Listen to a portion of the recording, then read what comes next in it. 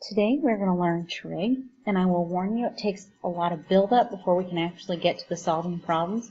But some of these questions and examples that we do building up to learning how to solve them are things that appear on standardized tests. So even though it doesn't seem important, it actually is just as important as the actual solving that we'll do later.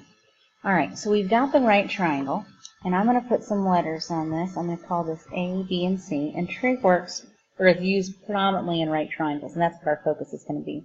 When we do trig, trig is based off of the acute angles. So in this case, it'd be only off of B and C. It won't work for A.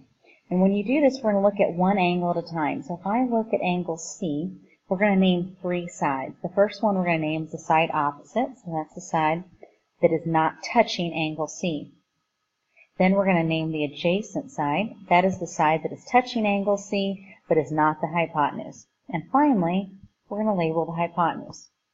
Now notice, it's dependent on the angle, because if I do this again, but now looking at angle B, the side opposite is down here, the side adjacent is touching the angle, but not the hypotenuse, but the hypotenuse remains the same. And this kind of begins to help us understand why we can't do trig based off the right angle, because if I were to look at angle A, and again we're not going to, but the opposite side would be BC, but that's also the hypotenuse, and it can't be both. So it only works for the two acute angles. There are three trig functions. The first one is called sine. It is spelled S-I-N-E, but on your calculator, the button will say S-I-N. And sine is the ratio of the opposite side over the hypotenuse. Cosine is the ratio of the adjacent side over the hypotenuse. And tangent is the ratio of the opposite side over the adjacent. So again, cosine is how you spell it, but COS is the calculator, tangent is the full word, but TAN is what you see on your calculator. So how are we going to remember this? Well, we have a phrase, and this phrase is SOHCAHTOA. Well, there's three trig functions. There's sine, there's cosine, and there's tangent. And those three trig functions use the opposite, adjacent, and hypotenuse sides. So O would stand for opposite, H is hypotenuse. So sine is opposite over hypotenuse. Cosine, A is adjacent, H is hypotenuse. So cosine is the adjacent over the hypotenuse. And lastly, O is opposite, A is adjacent, so the tangent is the opposite over the adjacent. So if we can stick with this phrase, SOHCAHTOA, we can remember how to set up our proportions. So now we're going to look at it here, and I need to put letters on this to make this work. So this is going to be A, B, and C. So the first thing we're going to do is look over in this left-hand column, and we're going to find the sine, cosine, and tangent of B. So if I'm looking at B, this is my opposite side, this is the adjacent side, and this is going to be the hypotenuse. And remember, AC is the opposite side because it's not touching the angle. AB is the adjacent side because it's touching the angle but not the hypotenuse. And then lastly, we know what the hypotenuse is. Okay, so if I look at my phrase SOHCAHTOA, which I've kind of left up here on the screen, the S says sine is opposite over hypotenuse. But if I look at the opposite side, I don't have enough information. I don't know what it is. So I've got to find that first before I can answer any of these questions and set up the ratios. So how am I going to find the missing side? Pythagorean theorem. So I'm going to do x squared plus the square root of 7 squared equals the square root of 11 squared. So I get x squared plus 7 equals 11. So x squared equals 4. So that means x equals 2. So this opposite side is 2. Now that I know that, now I can write the ratios for the sine, cosine, and tangent of B. So let's try it. If we're looking at angle B, sine is OH, opposite over hypotenuse. So the opposite side is 2, and the hypotenuse is the square root of 11. So that's the ratio. Unfortunately, we cannot leave a radical in the denominator. So we're going to rationalize our denominator. So we get 2 square root 11 over 11. And that's our final answer. Let's try this for the cosine of B. Now look over here. Cosine is adjacent over hypotenuse. So the adjacent side is the square root of 7. The hypotenuse is the square root of 11. It's AH, adjacent over hypotenuse. And the way I know the order is because I follow the letters. A is first, so that's on top. H is second, so that's on bottom. Can't leave my answer like that. Need to rationalize the denominator, so I'll multiply top and bottom by the square root of 11. So I get the square root of 77 over 11, and there's the cosine of b. Okay, now we're new the tangent of b. Tangent is opposite over adjacent. So my opposite side is 2. My adjacent side is the square root of 7. Rationalize the denominator, and so I'm going to get 2 square root 7 over 7, and that's my final answer. Okay, now we are going to repeat this process, but this time we're going to do it with angle C. My hypotenuse will remain the same, but what's going to change? My opposite and adjacent side. Now AB is the opposite side, and AC is the adjacent side. I want you to pause the video, and on your own, I want you to find the sine, cosine, and tangent ratios of angle C. All right, check your work. Did you get them right? Notice that the cosine of B is the same ratio as the sine of C, and the sine of B is the same ratio as the cosine of C. Those match up. The tangents are reverses of one another. Notice also on the tangent of C, I did not rationalize the denominator because my denominator was 2. And there's nothing wrong with having a 2 in the denominator. It's only the radicals that are an issue. All right, now we're going to do this again, but this time, a little stuff that didn't write. This time, we're going to find the sine, cosine, and tangent for 30, 60, and 45 degree angles. I didn't give you a picture, though. This presents a little bit of a problem. However, we know a little bit about triangles that have angles of 30, 60, and 45. So let's start with a 30, 60, 90. I think it helps to draw a picture, but once you get good at these, you might have them memorized. You will need them memorized in future classes, but not this one. You can just draw the picture. Okay, 30 is our there's 30, so the short side is down at the bottom. And we can make this any number and make it work, but I don't want to have to reduce. So the smallest number I can make it and keep it simple is 1. So if the short side is 1, to get the medium side, I have to multiply by the square root of 3, so I get 1 square root 3, or just square root 3. To get the long side, I have to double it, so I'm just going to get 2. So now, it wants the sine of 30. Well, here's the 30 degree angle. The opposite side is 1, and the hypotenuse is 2. And I knew to use OH because sine is opposite over hypotenuse. So the sine of 30 is 1/2. Now it wants the cosine of 30. Well, I'm still looking at the same angle, so cosine is going to be the adjacent. There's the adjacent over the hypotenuse, so that's going to be the square root of 3 over 2. No need to rationalize the denominator. I've got the radical is only in the numerator, not in the denominator. Okay, now let's look at the tangent of 60. Well, tangent is this one. So tangent is opposite over adjacent. So opposite is the square root of 3. Adjacent is 1. Because remember, when you're changing angles, it changes which one's opposite and adjacent. So that simplifies to the square root of 3. Okay, now it talks about 45, 45, 90. Well, that's a different triangle, so we got to draw a different picture. So on the first one, if we made our leg,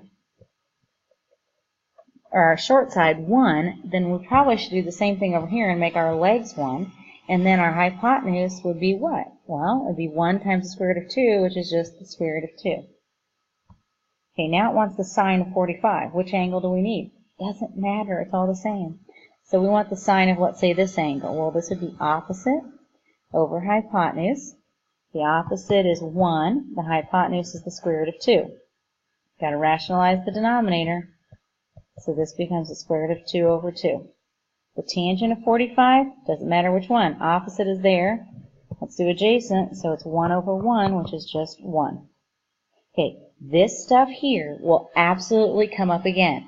And the faster you learn it, and not necessarily memorize it, but understand how to do it, the better off you're going to be.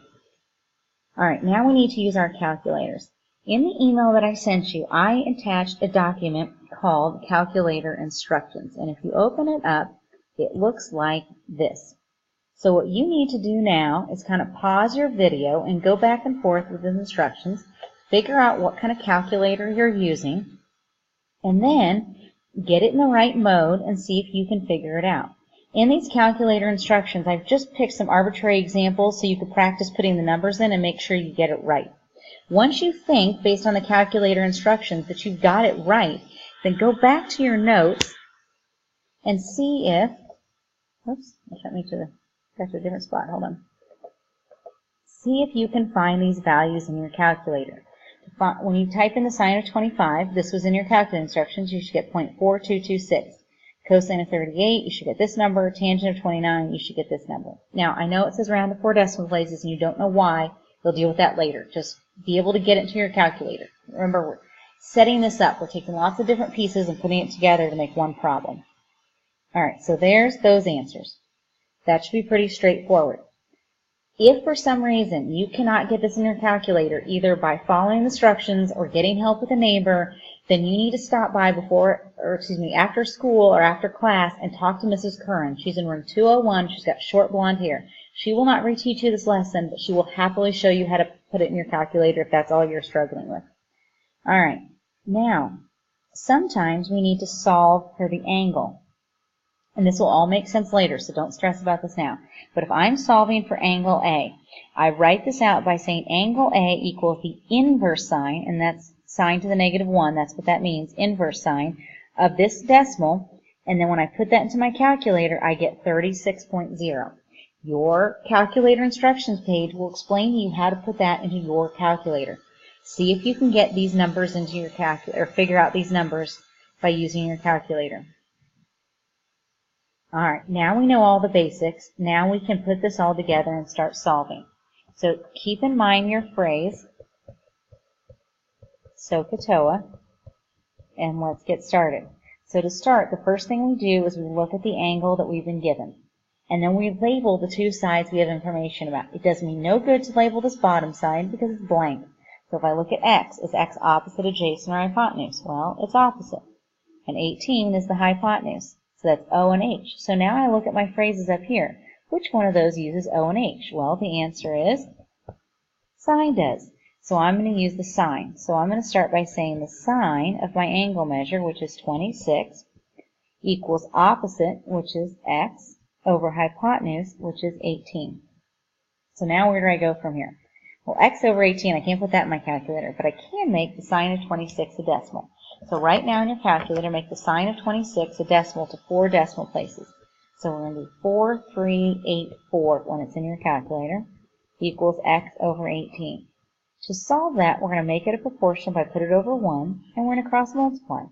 1 times x is just x, and then we're going to take 18 times that decimal. So times 18, you get 7.89, blah, blah, blah, blah. Okay, so in the problem, like right here where we're working it, you're going to have 4 decimal places. Your final answer, you're going to round to the nearest tenth, so that's going to be 7.9, and that's your final answer. Let's try this again. Example 2. So we're looking at our angle, which is 54. Don't forget your phrase, SOHCAHTOA. Keep reminding yourself that that's going to help you set it up. Now we're going to label the sides we've been given information about. 12 is the opposite side. X is the adjacent side. So that is O and A. So now I'm going to look. Which phrase uses O and A? Oh, this one does, which is the tangent.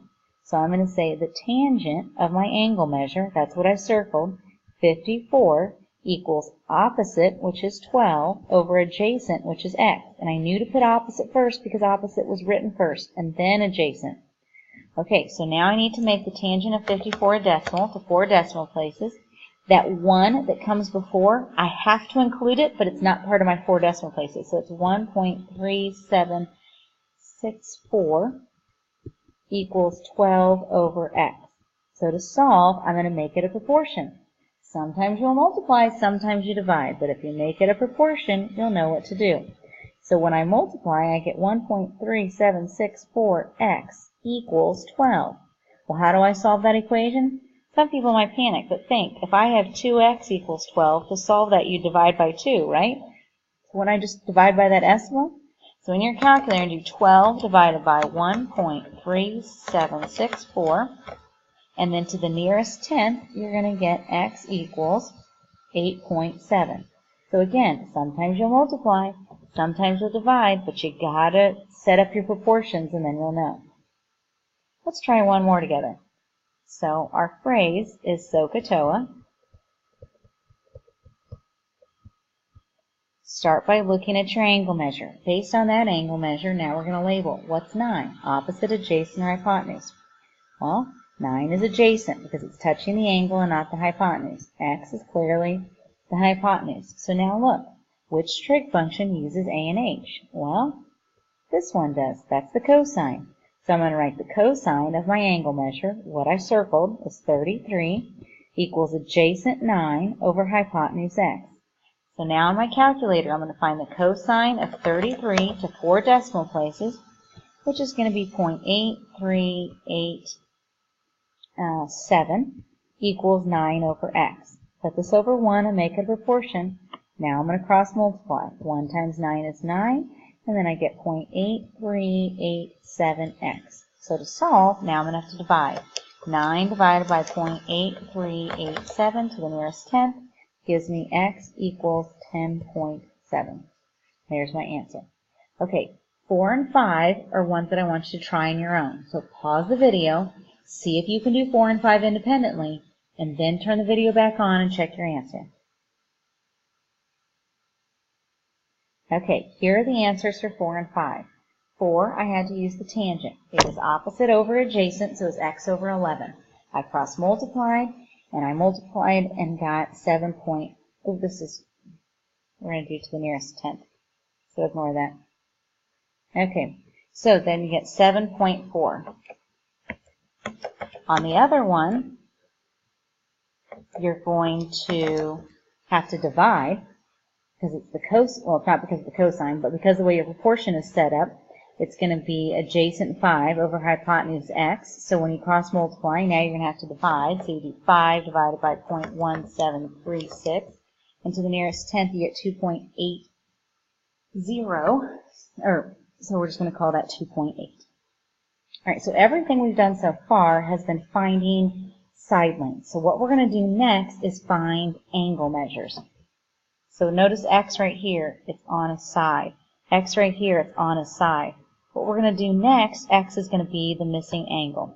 So let's see how that works. So here's our first one. Still keep in mind our phrase, SOHCAHTOA. So looking at x, label your, because x is the only angle you've been given information about, and you can't use the right angle. So 5 is the opposite side, and 13 is the hypotenuse. So now we look. Which trig function uses O and H? Well, O and H would be this one. So we're going to say the sine of our angle measure. What did we circle? We circled x equals opposite over hypotenuse. And I knew it was that way because it said O and then H. So it's going to be 5 over 13. Well, I can't put the sine of x in my calculator, but I can make 5 over 13 a decimal. So that's what I'm going to do. So I'm going to say the sine of x equals 5 divided by 13 is 0.3846. So we did this earlier when you were learning how to use your calculator. Solve for x. X is going to be the inverse sine of 0.3846. So in your calculator, depending on how your calculator works, you need to find the inverse sine of 0.3846, and so x to the nearest tenth is going to equal 22.6. All right, let's try this again. Example 2. So keep thinking about your phrase. SOHCAHTOA. Everything in trig is based off the acute angle. So looking at x, is 12 opposite, adjacent, hypotenuse? Well, it's opposite. And 15 is adjacent. So now I look, which trig function uses O and A? Well, tangent does. Here's the O, here's the A. So this is what I'm going to use. So I'm going to say the tangent of my angle measure, that's what I circled, x, equals opposite 12 over adjacent 15. I can't put the tangent of x in my calculator, but I can make 12 over 15 a decimal. And when I do that, it doesn't go out to 4 decimal places. That's okay, so I'll just put what it has. And we get 0.8. So x equals the inverse tangent of 0.8. So put that in your calculator. And to the nearest tenth, x equals 38.7. And that is your degree.